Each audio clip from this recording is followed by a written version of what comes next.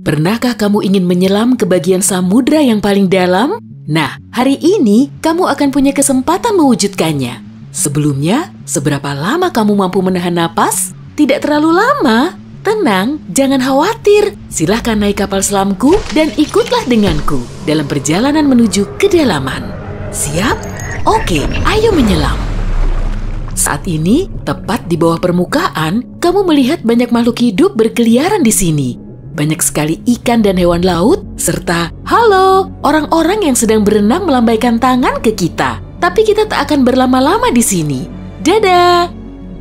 Pada kedalaman 20 meter, ada dunia baru yang terbuka di depan matamu. Terumbu karang dangkal tumbuh dengan indah tidak jauh dari pantai. Dan hey, kita bertemu banyak orang lagi di sini. Tapi kali ini, mereka adalah penyelam scuba. Tanpa peralatan khusus ini, tekanan air di kedalaman ini tidak ramah bagi penyelam biasa. 40 meter adalah kedalaman tempat kita berpamitan, bahkan kepada penyelam rekreasi. Ini adalah batas maksimum yang diizinkan untuk mereka. Selamat bersenang-senang, teman-teman.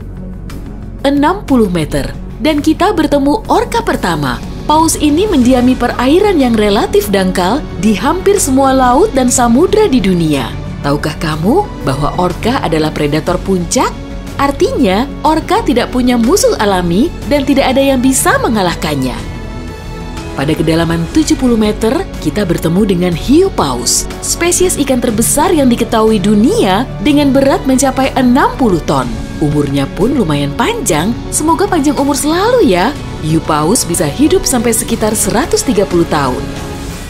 Sekarang, lihatlah keluar. Jika kamu melihat penyelam scuba, artinya dia adalah seorang profesional. Karena pada kedalaman 100 meter, mereka harus sangat berhati-hati agar tidak terkena penyakit dekompresi. Penyakit ini terjadi jika kamu naik terlalu cepat ke permukaan. Dan jika beruntung, kamu juga bisa melihat gurita Pasifik raksasa. Dia tinggal di perairan dingin mulai sedalam ini dan sampai kedalaman 2000 meter.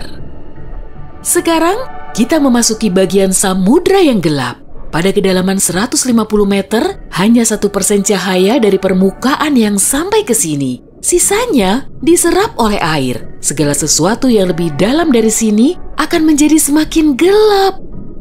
Hei, lihat! Pada kedalaman 200 meter, ada oarfish raksasa yang mengitari kapal selam kita. Makhluk ini diyakini sebagai penyebab dari semua penampakan ular laut.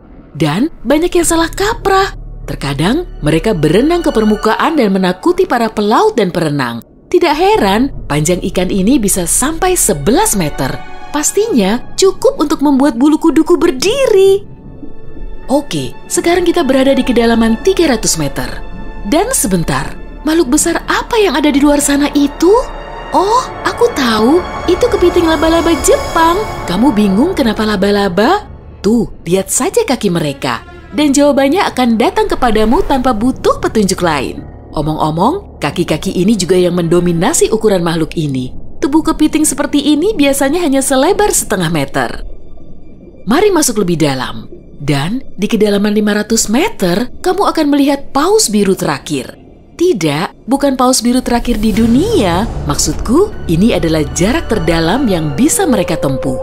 Paus biru tidak benar-benar perlu menyelam sampai sedalam ini untuk mencari makanan yang sudah berlimpah di perairan dangkal. Tapi mereka masih mampu. Sepertinya mereka hanya ingin memamerkan kehebatan. Mau bagaimanapun, mereka adalah makhluk terbesar dalam sejarah bumi, baik di samudra maupun di darat. Shh, kamu mendengar ini?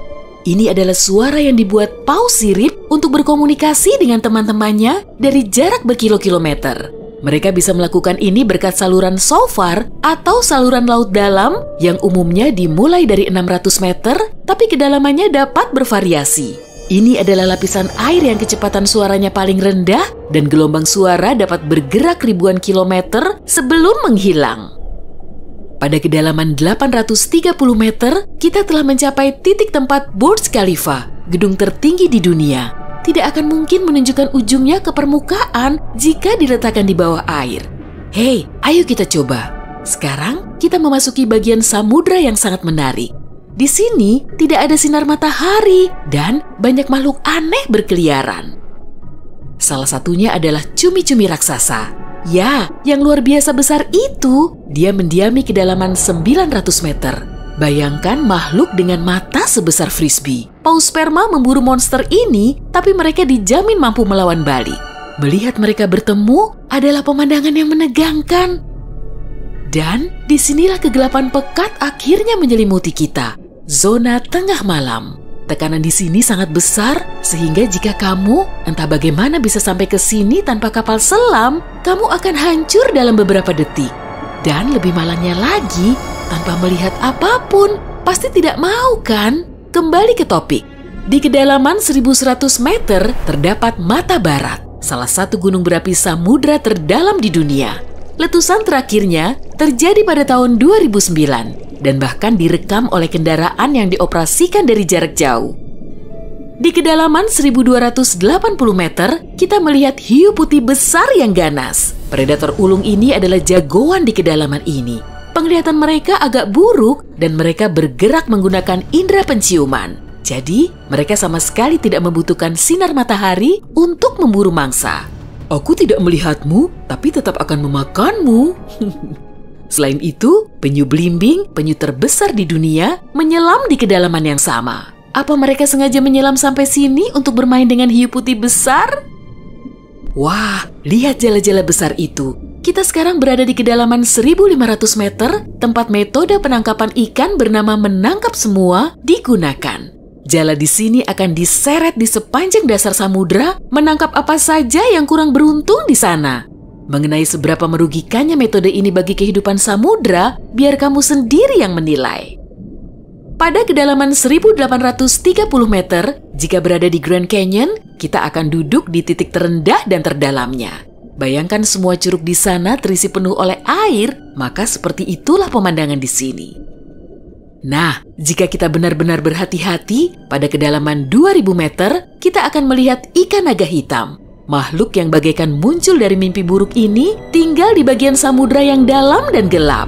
Dan percayalah padaku, lebih baik dia tetap di sana. Bentuknya mirip makhluk dari film horor dan aku lebih suka jika kita tidak berpapasan dengannya di permukaan. Pada kedalaman 2250 meter, kita harus berpamitan dengan paus sperma. Ini adalah titik terdalam yang bisa mereka selami. Dan mereka memang tidak punya urusan untuk menyelam lebih dalam lagi.